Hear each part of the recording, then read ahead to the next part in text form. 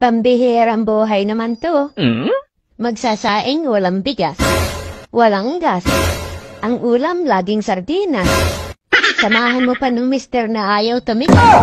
Paano na ang hiyas?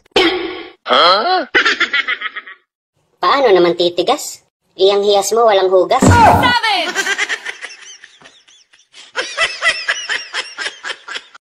Hindi ako pwedeng sumuko sa buhay. O bakit? Kasi mawawala ng inspirasyon yung mga tsismosa kong kapitbahay.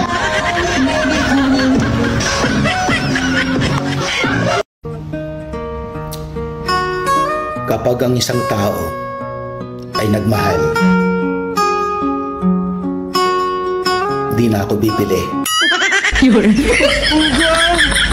Parinig sa mukha!